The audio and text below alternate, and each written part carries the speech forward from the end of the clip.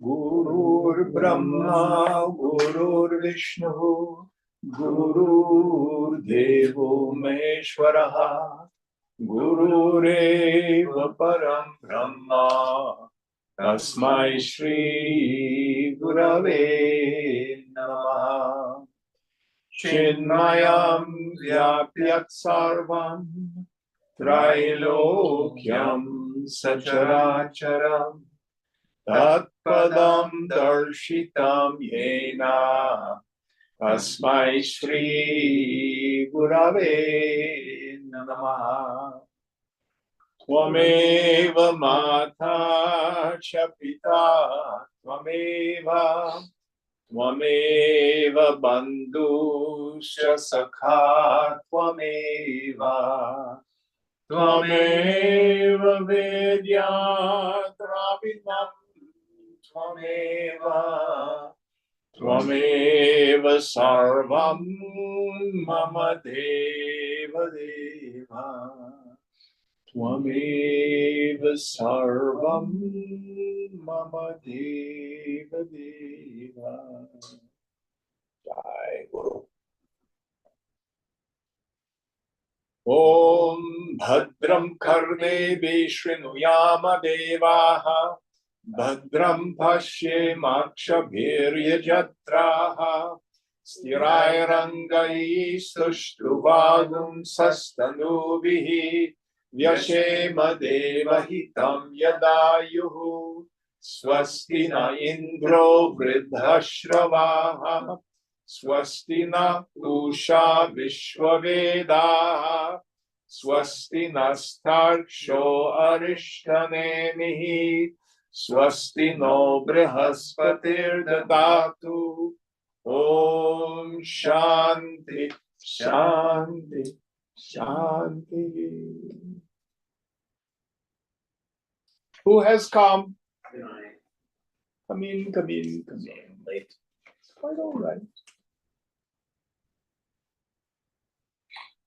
So we, I think, are in the third chapter, first section still, Mark?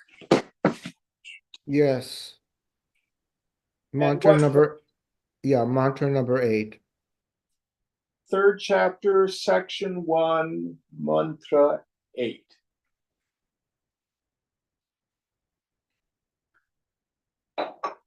How were you this morning? Good. A little late, but I was It's all traveling right. a few weeks. I know the feeling. Would you help us out, please? Na chakshusha grihyate napi vacha nanyai devaista tapasa karmana va jnana prasadena vishuddha sattva tatastu tam pashyate nishkalam dhyayamanaha.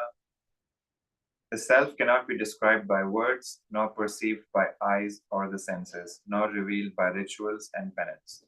When the understanding becomes calm and refined, then alone in meditation one realizes Him, the Absolute. So here we have very clearly explained what realization is and what it is not.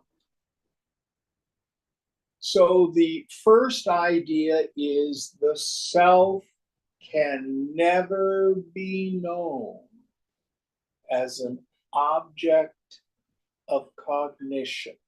We know everything in the world with this, what we call the triputi, the triple factor. No word, knowing, and known, as Swamiji used to say. So I, Jim, through seeing, know the bowl on the table. I, through hearing, know the sounds of the traffic, etc. I, through manas, mind, know feelings, judgments, etc. I, through buddhi, know thoughts. How do you know that you are you?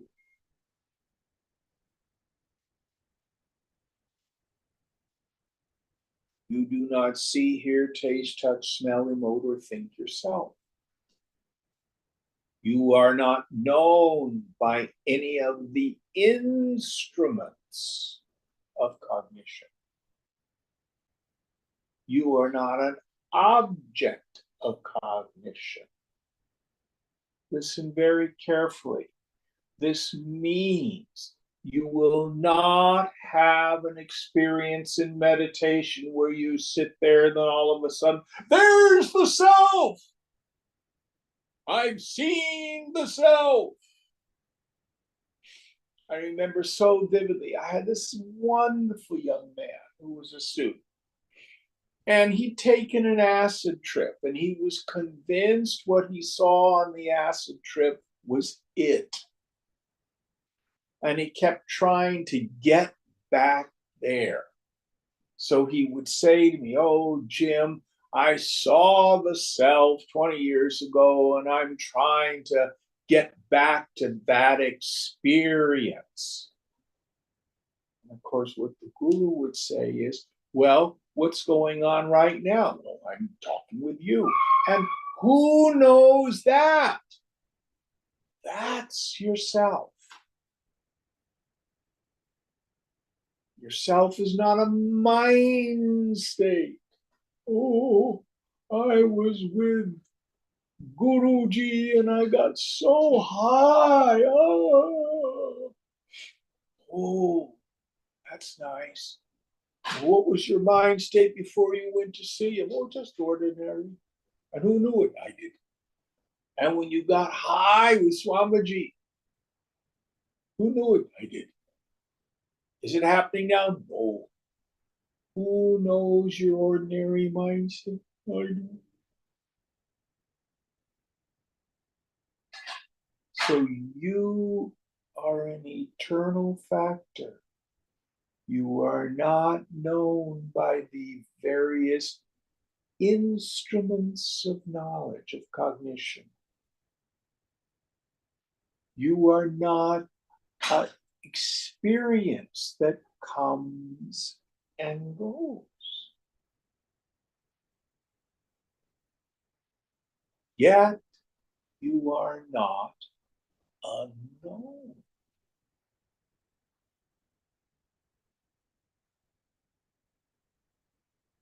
So we have this word in Sanskrit, praman, a means of knowledge. Says the scriptures are a means of knowledge for knowing the self. Yes and no. They're an indirect means. You read the scriptures, you have the knowledge, Brahman is. But how do you come to the direct experience? Well, you already have it. How do you know you are you? There's a school of Buddhists we call the Shunyavadins, the scholiasts of the void. So the Vedanta says, do you exist? Yes, I exist. And then a hand goes up. Yes, I don't exist. My understanding of the scriptures is I don't exist. Okay. Have you experienced this? Oh, yes. I've had the direct experience that I don't exist. And then to whom did this experience occur? How did you know non-existence? Something had to be there to illumine non-existence. Now listen carefully. The Vedantins and authentic Buddhism do say the sense of individuality is ephemeral. It fundamentally does not exist. David and I are studying Mundakopanishad. And I'm fond of the language that Gaudapada uses. He coins the term Jiva Bhavana. attitude or the feeling that I'm a person. That's all it is. It's not an entity. So it doesn't exist. It has no fundamental reality. But you exist. And if the Shunyavadins say, consciousness itself is ephemeral, it changes and it disappears. How do you verify it? Let me give you an example. Is my computer turned on in the bedroom right now? Is it? Hmm? I don't know. Why don't you know? I mean, I don't know. Is it turned on? I don't see. How do you know whether it's turned on or not? I don't. You have to go in there and know it, visualize it, see it. And you haven't been in there to see it. So whether it's on or off, you cannot know it without going in and cognizing it. Does that make sense? You cannot know something unless you have direct experience of it. If you, Chidakash, disappeared, who would know it? See, it's absolutely unverifiable. You can posit it as a philosophical notion, but there's no way to verify it. And it's just superstition.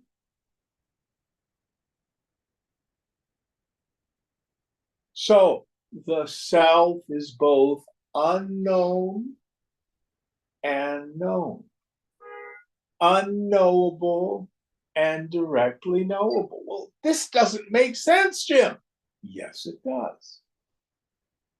It is unknowable as an object, as an experience that comes and goes. If it occurs in time and space, if it has a beginning and an end, if it has form, qualities, characteristics, if it's confined to the waking dream or deep sleep states, and most importantly, if it is known as a cognizable, objective phenomena, that isn't it.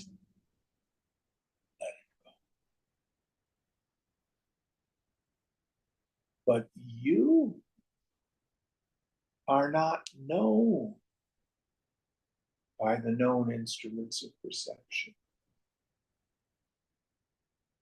How do you know you are you?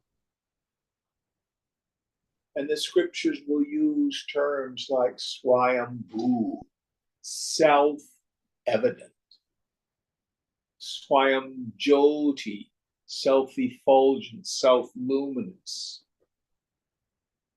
The self is the light, the prakasha, that lights every objective phenomena, but needs no other light to illumine it. It is swayamjyoti, self-luminous.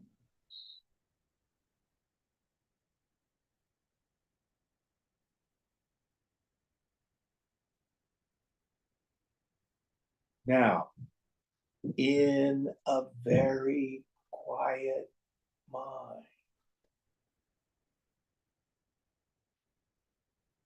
with the attentive faculty turned within,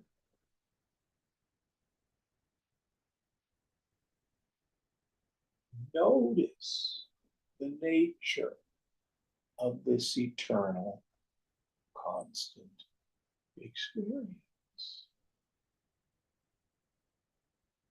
So if you just thin the mind, you just put your thumb on it. Listen to the traffic. Who hears it? What hears it? You can find some gaps between the thoughts. experience.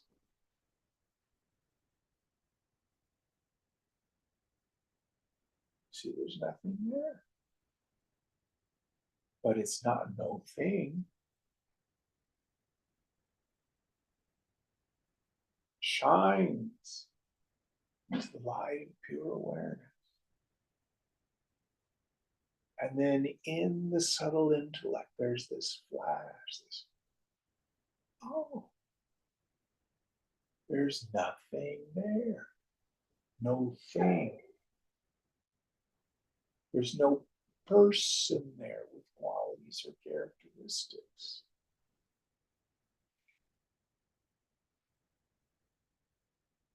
We don't achieve, acquire, attain the self. We realize it. We come to understand from direct experience what in fact is always there.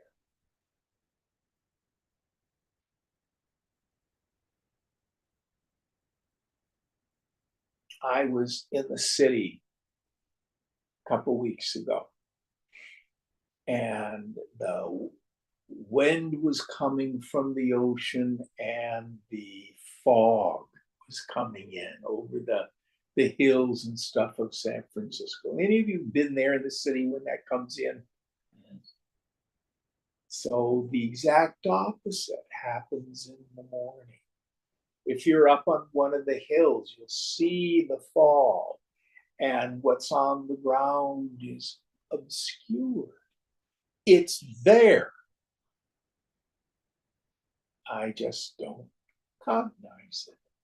And then as the sun rises and heats up the atmosphere, what happens to the fog? It burns off. And as the fog melts, then the city is seen. It was there all along. I just didn't realize that it was there. It's the same kind of thing. When the mind is extroverted into the world, and I'm obsessed with, fascinated by, concerned with, attached to people, places, things, conditions, situations, I do not realize who I am. And then what do? I confuse the not self with the self. I think I'm the body. I think I'm a feeling. I think I'm a story. I think I'm a thought. These are all the known, not the knower.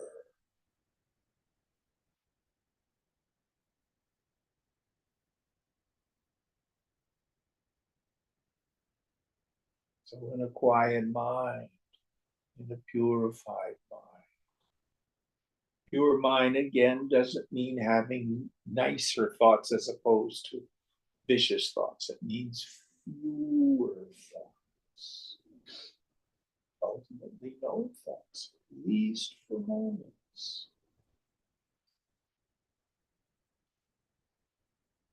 Then in that subtle intellect, we get the aha. That's what becomes transformative for the personality. Any thoughts on this process?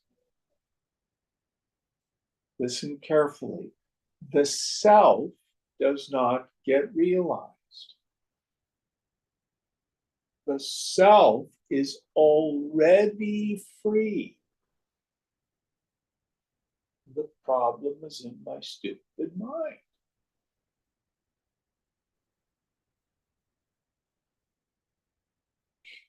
Next mantra.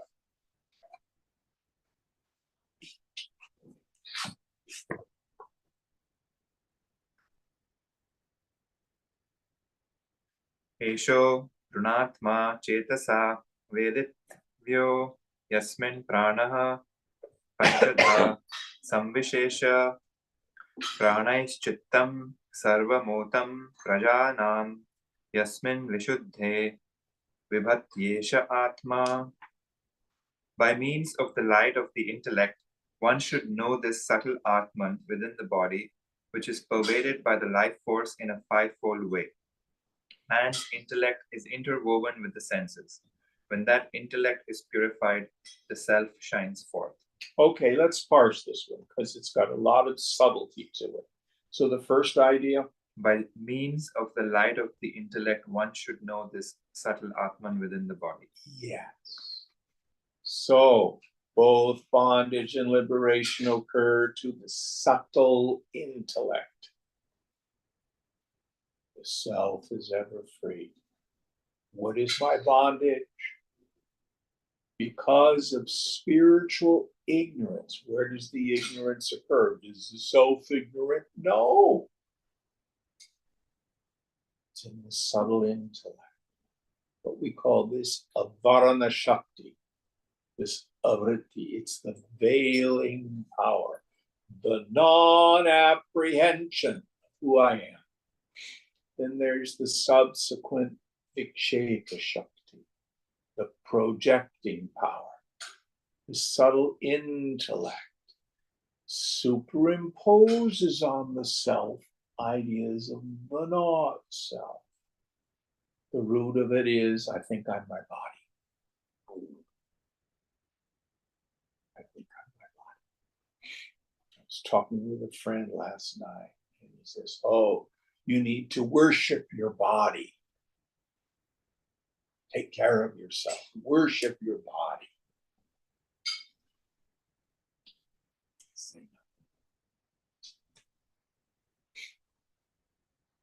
But they don't. That makes about as much sense saying, worship your shoes.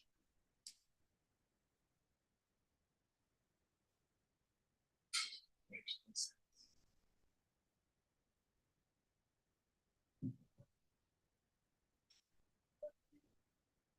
So in a subtle intellect, examine what is already there.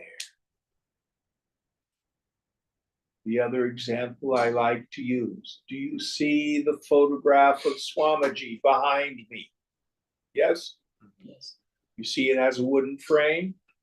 yes, Do you see that the matting is white? yes. I've oftentimes thought I should have gotten like a light orange matting to kind of set off his robes. Then do you see in the photo itself, he's wearing these 70s glasses that he used to have. You see those? Now, if you look down toward the bottom, over the many, many years, it's faded. You can see where he signed it for me. Can you see his signature there? Very faint now. I think it's toward the center or the bottom, To the left side, on his right shoulder. right shoulder. Can you see it? Who can see it? I can see it. It's there. We didn't create it. We didn't attain it. We didn't achieve it. But most of you probably never noticed it till I pointed it out. That's what the scriptures and the Guru do. They bring the attentive faculty, subtle mind, to what always is. Next idea. Which is pervaded by the life force in a fivefold way. Yes. So there are two ways in which we can look at the life force in a fivefold way. It can mean the Panchavayu. I don't know if Swamiji breaks it down to the fivefold prana, or does he break it down into the Panchakosha?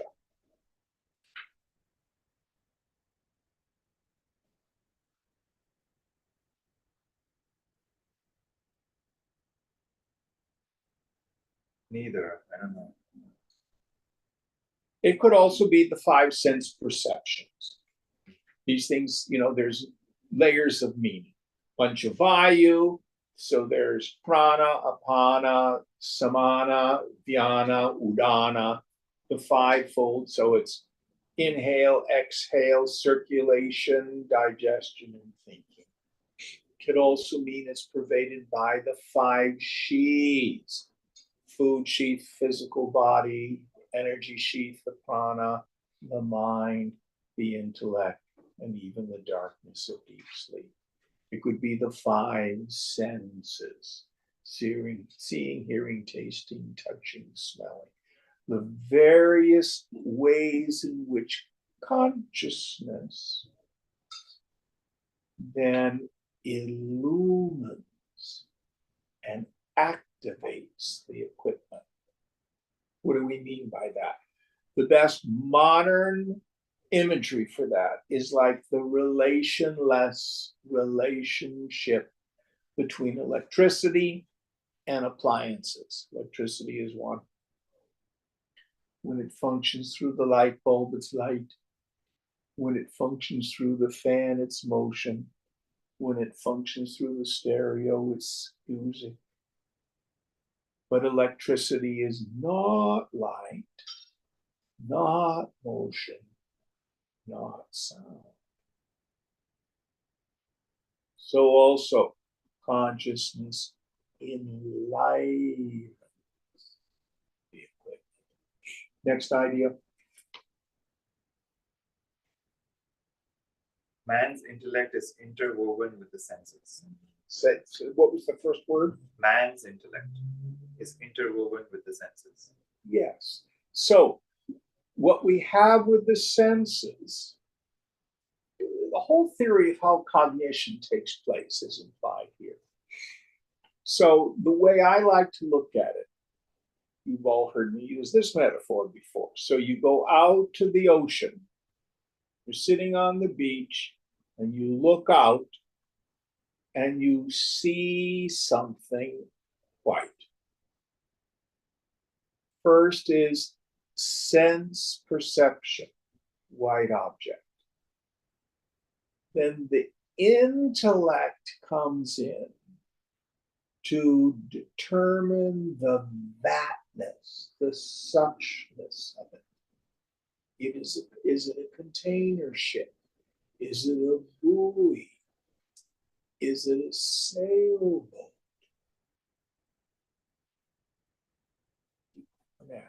You keep trying on these various forms. Yes, it's a sailboat. It's one of these beautiful Oyster 585s. Oh my gosh, what a beautiful boat. They're so fast and they carry so much sail space. Oh, it would be so cool to have one of those boats. The mind comes in, creates story, likes, dislikes, judgments. This is the process: perception, senses. Children, they don't do those second two. So, Amini, when you get your baby, you'll probably have a mobile or something that you'll hang over the crib. Any of you done that? Yep, as parents? definitely. Yeah, we have one. Already? We bought one, yeah. Yeah. So what are they for? To get them to focus. Why? Because by default, when they're born, they don't focus on anything. Absolutely. There's just raw sensory data. Who says your eyes are supposed to focus? So babies need to learn to focus. Then they start to determine the thatness, the suchness of things. And actually, for an infant, the major sense organ for that is not the eyes. What is it? The mouth, yeah. Everything goes into the mouth to determine what it is. And then you determine what you like. Mummy's milk is good. Broccoli is bad.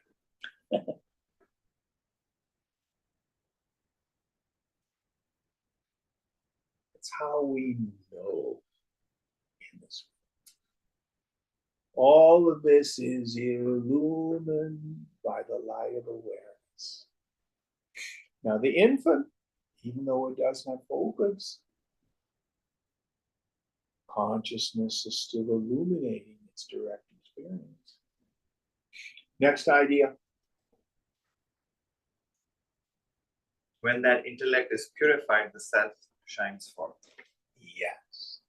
So, when the intellect and the mind and the senses are turned outward and they're busy and they're noisy. David and I were talking before class about the phenomenon of internal dialogue, this voice in my head that may be going on all the time. Or he was saying that his daughter tends to think in terms of images. Doesn't have to be words. But the whole point is its movement. Chanchala.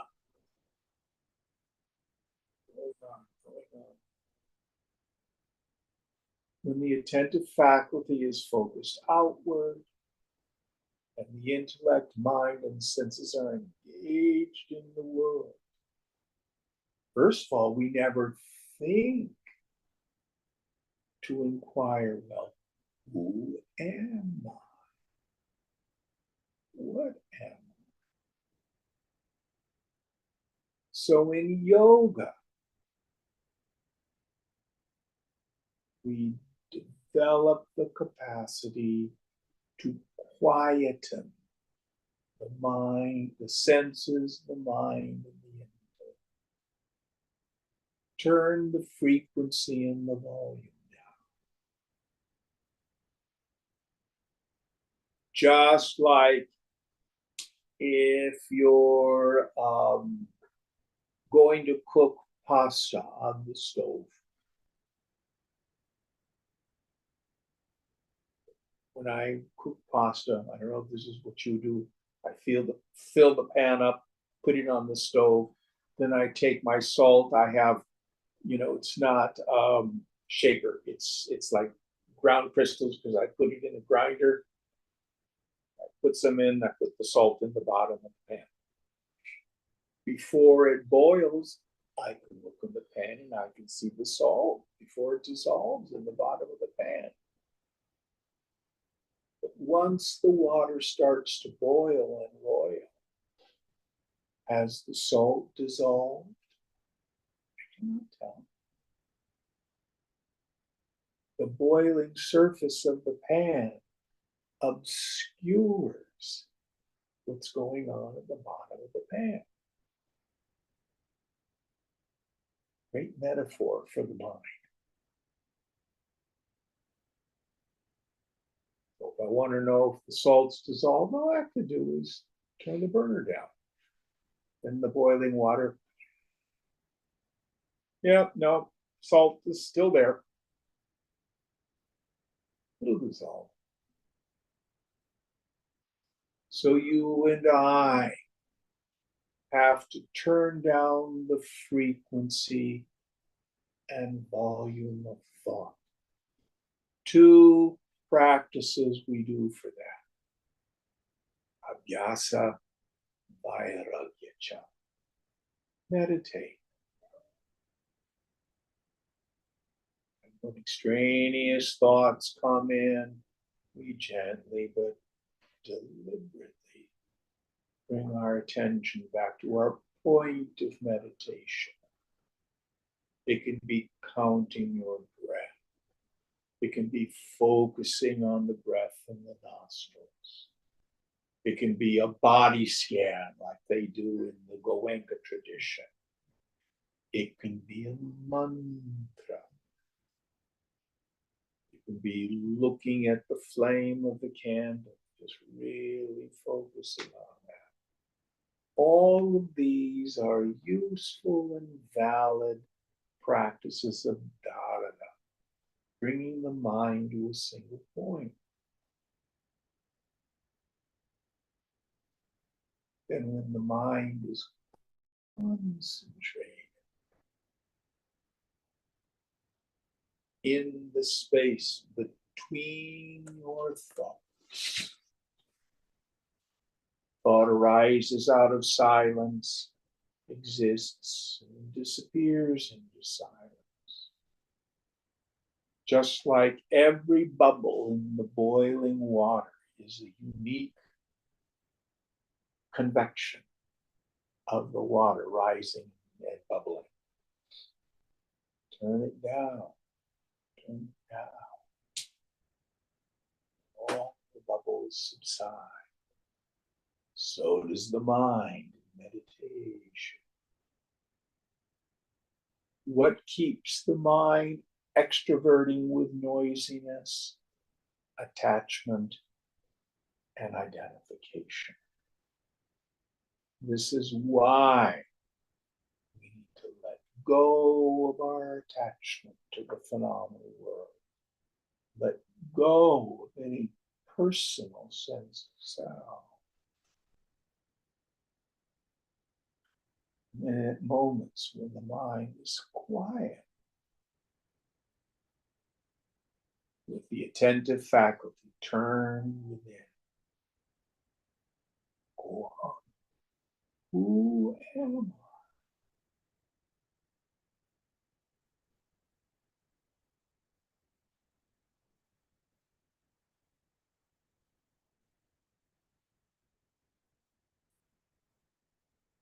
I? Oh, I saw gold white light. Was that myself?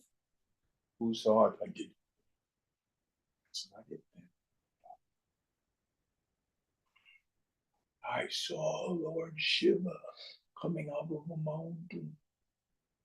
Very nice. Tell him to go away. Who saw it? I did. Oh, I had these rushes of energy. Kundalini.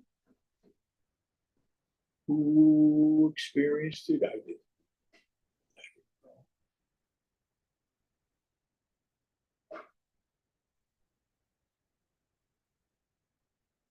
Withdraw the attention from all phenomena. Who is the knower of the field in all fields of experience, Gita says. Ch3, knower of the field in the Ch3.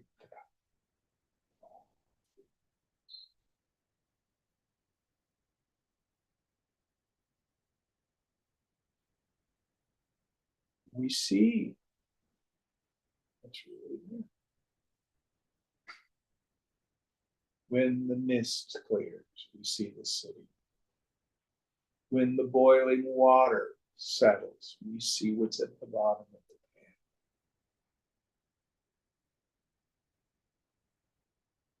When we quieten the mind, we see the very awareness that's always there. Next idea. That's the end of it. Next mantra.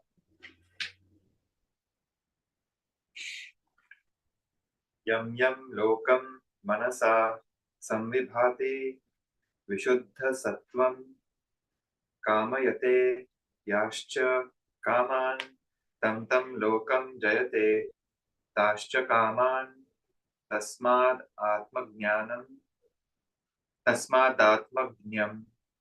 hyarchya yet bhuti kamaha iti Mundakopanishadi Tritiya Mukhande Prathama Khandaha. Whatever sphere the man of purified nature desires, whatever object he fixes his heart upon, he obtains those worlds and those objects. Therefore he who is desirous of prosperity should honor the man of self-reflection. Yes. So there are several ways to interpret this verse. The most important one. So, I want a house, Jim. When you get the house, how will you feel? Happy. I want $1 million. How will you feel when you get $1 million? Happy. Oh, I want a relationship. How will you feel when you get the relationship? Happy. I hate my relationship. I want to get rid of my spouse. How will you feel when you get rid of your spouse? Happy. Vedanta says, why not go for happiness that's independent of the world?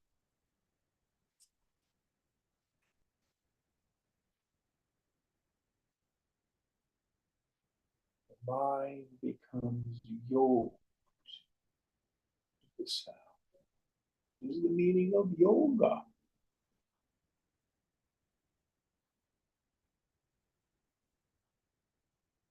And what does the yogi know about the world? Chaga, chaga. Chaga, chaga, chaga, chaga, chaga. Always move. Inconstant. Anitya. Not eternal.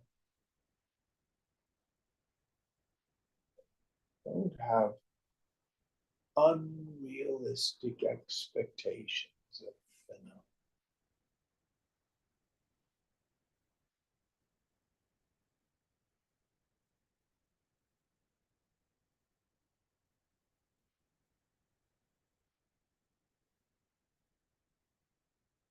There's another understanding of this such that when the mind is incredibly quiet, our sankalpa has the greatest power. I like to use the image of a wheel. So if you want to move 45 degrees of arc and you're out at the rim, whoa, that's a long distance. But if your mind is more quiet, so you're halfway down the spoke, 45 degrees, go all the way to the center.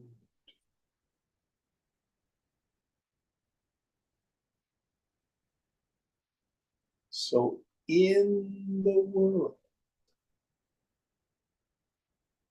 the most powerful mind is the quiet mind.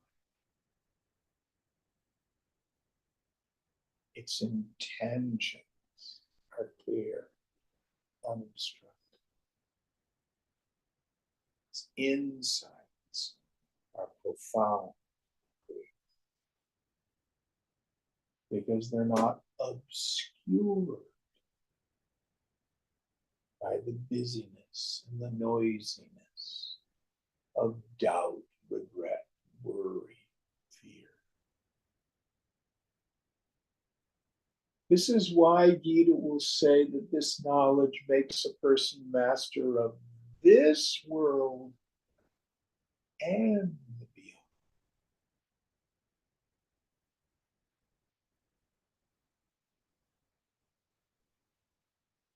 And it's a side effect.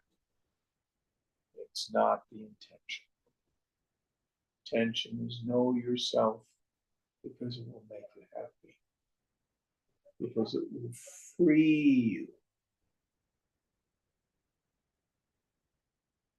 of the fear of being an individual that's insecure. Free us from the suffering.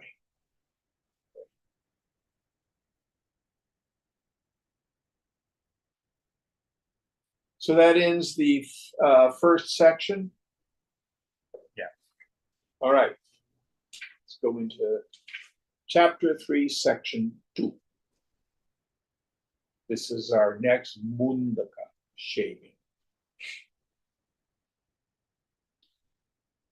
Savedaitat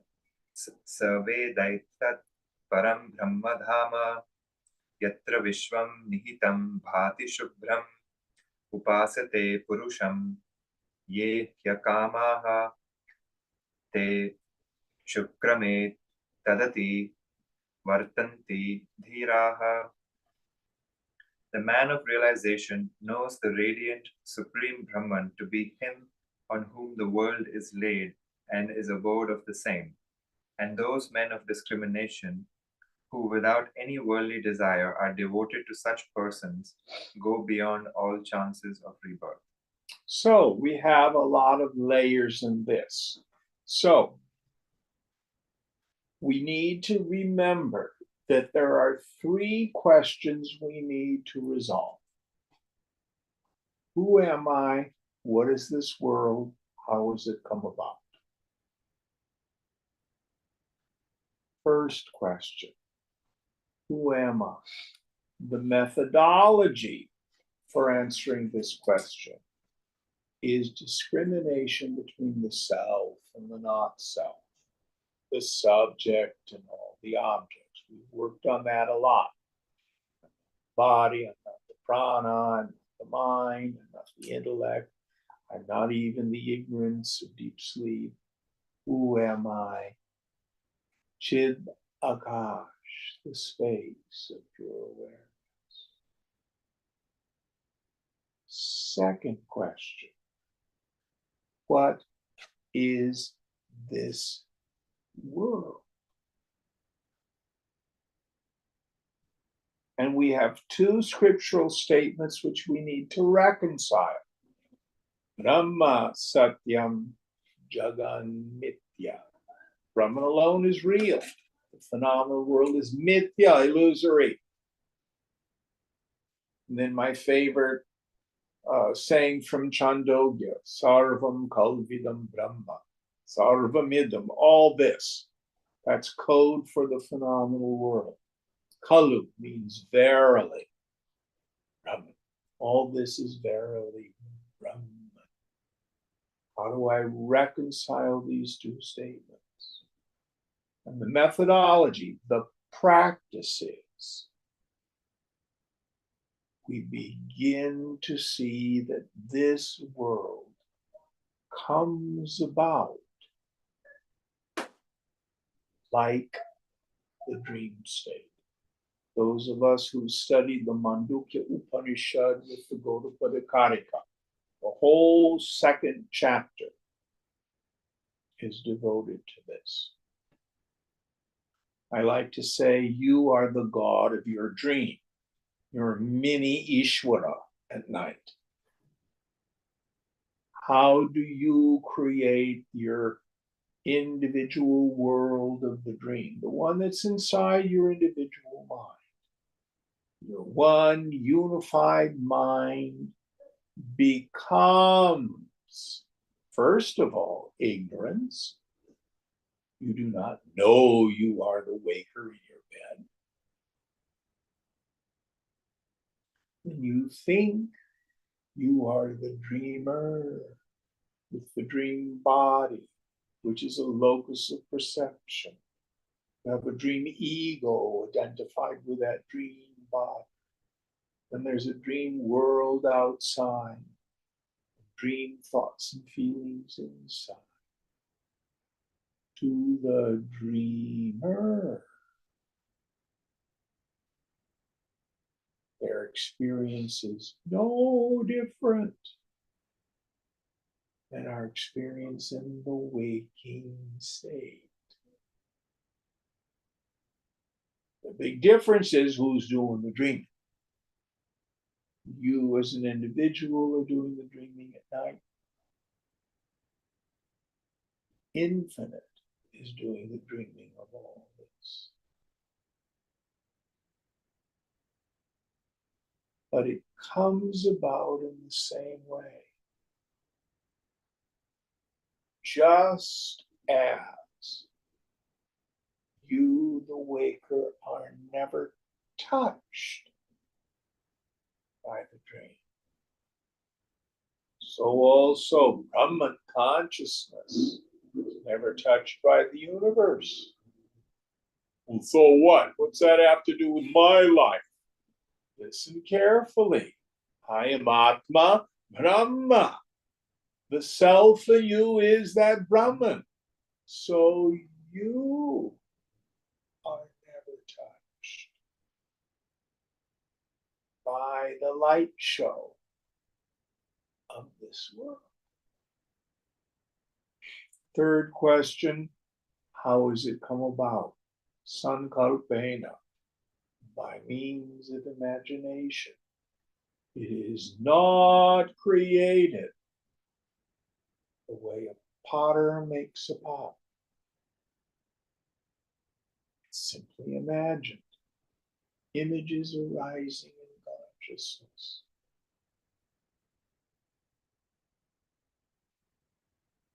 And none of it ever touches, changes, alters you or consciousness. Now, the self in you is a birthless, changeless reality. When you realize yourself, you realize the self in everybody else too. Nama Rupa, the names and forms are different.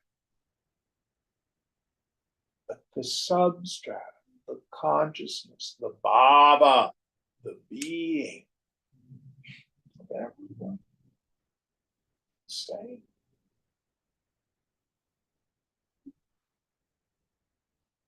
So we not only need to realize myself as the witness, but I need to see the self in and through the phenomenon. Next idea.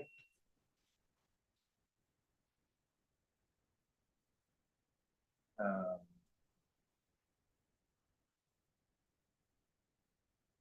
forget what I read. Should I start from the beginning and then? Sure.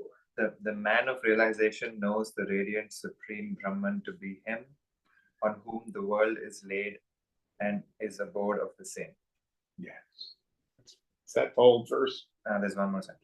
And those men of discrimination who without any worldly desire are devoted to such persons go beyond all chances of rebirth. Yes. So here, what's implied is the value of the guru. The literal definition, if I've understood this correctly, of guru is heavy.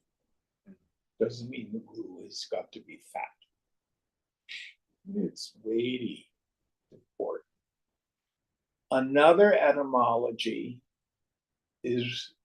comes from the root gu, which is something hidden or covered. We get words like gufa, cave, guhyam, secret. So the other etymology is the guru is that which reveals what's covered or hidden. Many Westerners are justifiably suspicious. People who set themselves up as gurus, who one, want your money, two, want to have sex with you, three, want to control or micromanage your life. That's not what a real Satguru is. The real Satguru wants nothing you have.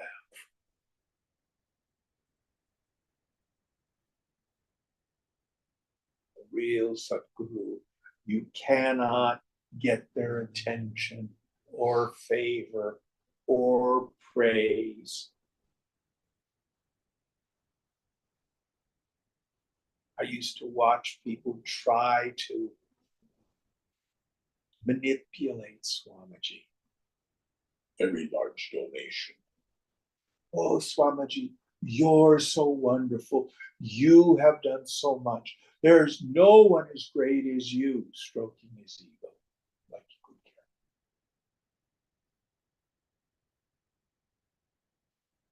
care. It is the Guru's joy to see the student awaken.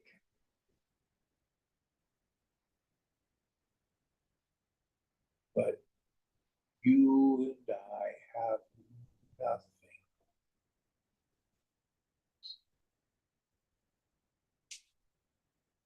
We cannot engage in a transactional relationship.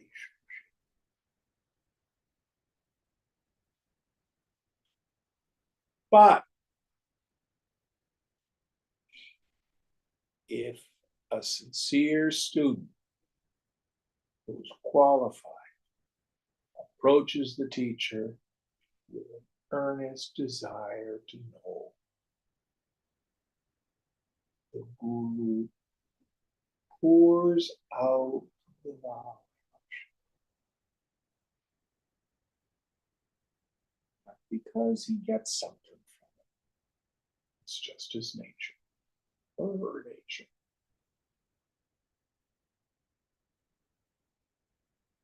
Now, the other piece of this that our doubt and suspicion gets in the way with, we don't have this in the world.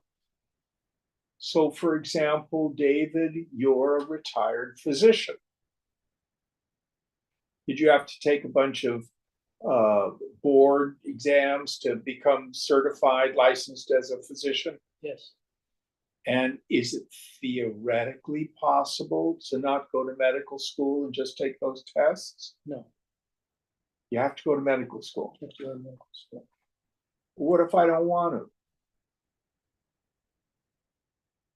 I just want to take the test. Can't do it. Can't do it. What if I just call up the university and say, give me the exams at the end of the course of study? Give me $2 million first. No, they can't do anything. No. So what do you need to do to become a physician? Work. You also have to go seek expert advice. Yes. So after you've done all your book learning in medical school, then you do, I think they call it a residency. Yes. What does a residency consist of?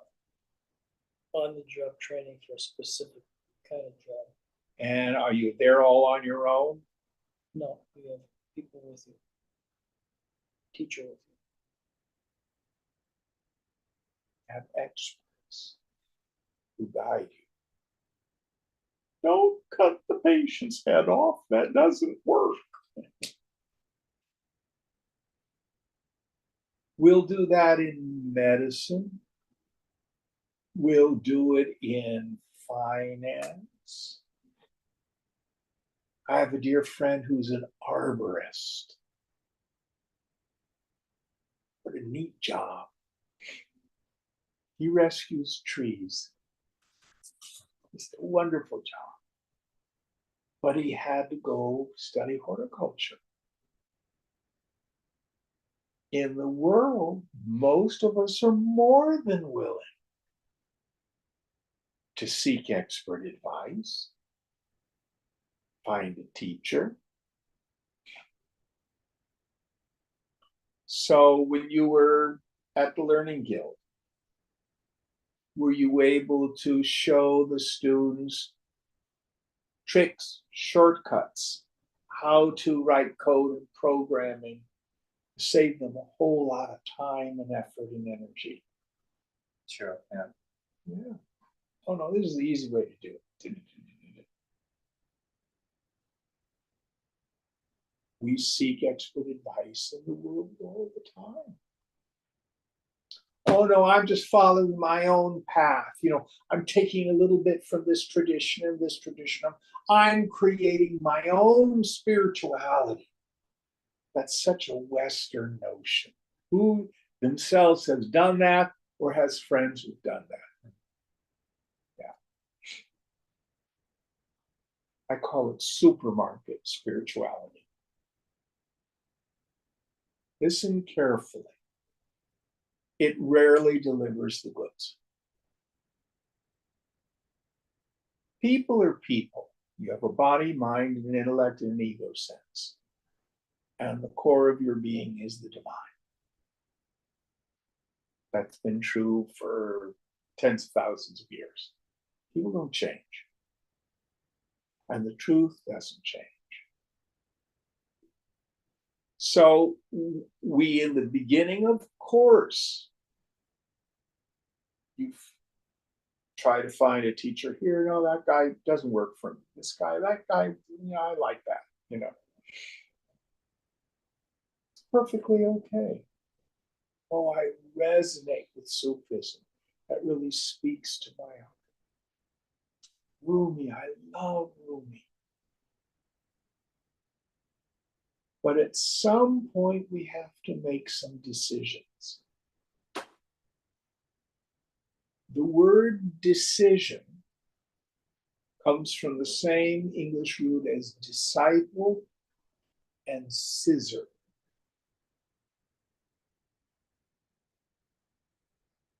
So when you make a decision spiritually, you become a disciple. I'm going to follow this tradition, or I'm going to follow this group. Scissor, we tend to have to cut away all the superfluous stuff. The same root of discriminate as well. I don't know. I don't think so. I think it's the SC thing. Discriminate. Well, maybe it is. Maybe it is. I'll have to look that up. But anyway, the whole point is the fruits tend to come when we go into depth in a tradition, not just on the surface. Not just on the surface.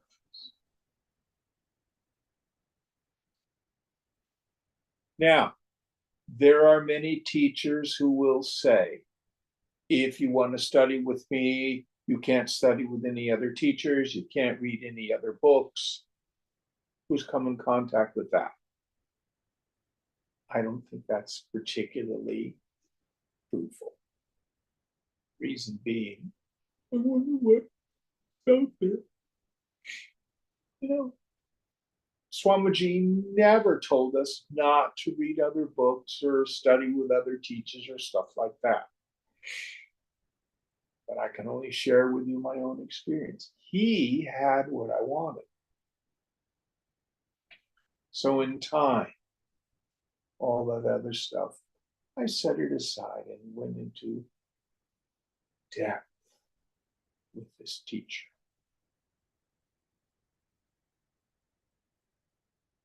So what the tradition suggests, if you want what a Mahatma has, find someone you connect with, whom you trust, and go deeply into it. Well, what if they're a charlatan? Then you'll find out. But if you surrender to a teacher, they may or may not be able to take you across the ocean of change.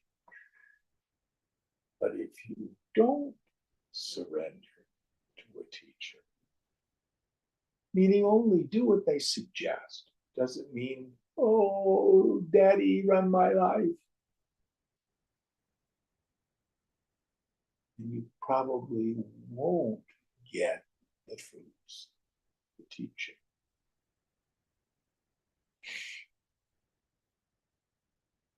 So this is one of the places where we need Shraddha, faith.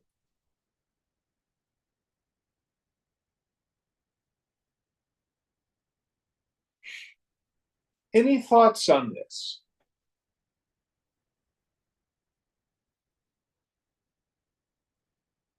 All right.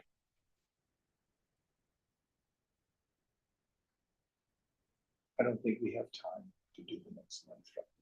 So we'll be doing chapter 3, second section, mantra 2 next week. We'll end here for now.